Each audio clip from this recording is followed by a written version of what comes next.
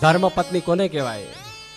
કાર્યેષુ મંત્રી કરણેષુ દાસી ભોજ્યેષુ માતા રમણેષુ રંભા ધર્માનુકૂલા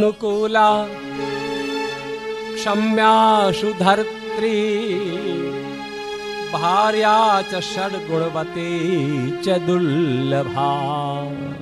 આવી પત્ની દુર્લભ છે. આવી પત્ની પુરુષોને મળે તો પુરુષ ભાગ્યશાળી છે. કેવી પત્ની મળે? પત્ની કેવી હોવી જોઈએ એના લક્ષણો બતાવ્યા. ભાઈ એક મિનિટ. પત્ની કેવી મળે, બહેનોએ કેવા થવું જોઈએ એના લક્ષણો બતાવ્યા. કાર્યેષુ મંત્રી, કામ કરવામાં મંત્રી જેવી. કામ ઘરનું કામકાજ હોય ને એમાં મંત્રણા કરે અને હા બધું જ ધ્યાન રાખે કે ઘરમાં કોઈ પૈસો ખોટો ન વપરાય. મંત્રીનું કાર્ય શું કે પૈસાનો હિસાબ કિતાબ ખોટો ન થવો જોઈએ, એક રૂપિયો ક્યાંય વ્યર્થ ન જાય એનું ધ્યાન રાખે એવી પત્ની હોવી જોઈએ. બોલો હાર હાર. તરત લાઇટ બંધ કરી દે એવી હોવી જોઈએ. કોણે લાઇટ ચાલુ કરીને માથાકૂટ ન કરે પણ પોતે ઊભી થાય અને ફટ દઈને લાઇટ બંધ કરી દે, બિલ ના આવવું જોઈએ. મંત્રી જેવી હોવી જોઈએ. મંત્રીનું કામ શું? બચત કરવી, ઘરનું ધ્યાન રાખવું, ઘરનું અંદર કોઈ આઘું પાછું ન થાય, ઘરમાં કોઈ ચોરી ન થાય. પછી કરણેષુ દાસી, કામ કરવામાં દાસી જેવી.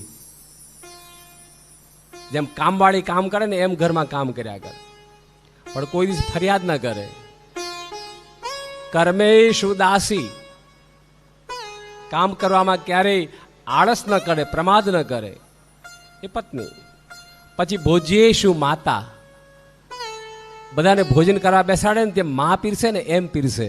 પોતાના પતિને પીરસે ને તો જાણે માં પીરસતી હોય ને એમ પીરસે. ભોજ્યેષુ માતા, માં જેવું કોઈ જમાડી શકે નહીં.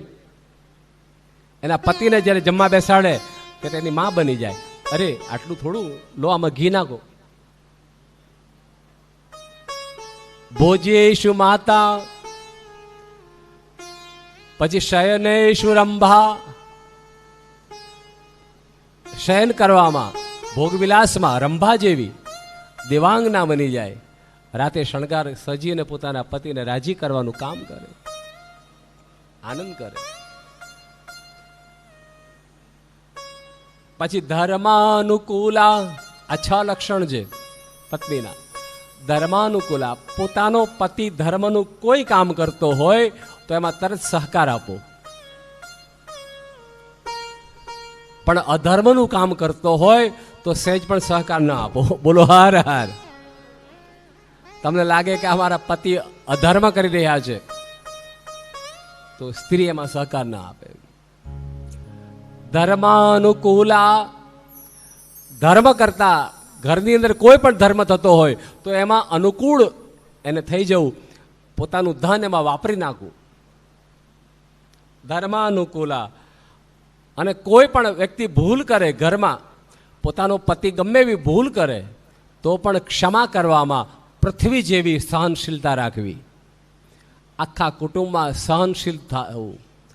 ગમે તે વ્યક્તિ, છોકરા હોય કે પતિ હોય કે દેર હોય કે જેઠ હોય, કોઈ પણ ભૂલ કરે ત્યારે એને ક્ષમા આપવામાં. ક્ષમ્યેષુ ધર્ત્રી, ધરતી એટલે પૃથ્વી. પૃથ્વી જેમ સહન કર્યા કરે, ક્યારેક શબ્દ ઉચ્ચારે નહીં, એમ જ્યારે કોઈ ભૂલ કરે ત્યારે એને માફ કરી દેવું, માફ કરી દેવું, માફ કરી દેવું. ભાર્યા ષડગુણા, પત્ની આ 6 ગુણવાળી મળવી ના એ બહુ મુશ્કેલ છે. અને એવી પત્ની જો તમારા છોકરાને મળે ના તો શિવ પૂજા તમારી સફળ થઈ જાય સાહેબ. તમારી શિવ પૂજા, શિવની કથા સાંભળી તમે અને શિવ કથામાં સાંભળી અને શિવ ચરણની રજ લઈ તમે માથે લગાડી દેજો સાહેબ. તમારા ઘરમાં સ્વર્ગ ઉતરી આવશે, તમારા ઘરમાં સ્વર્ગ ઉતરી આવશે.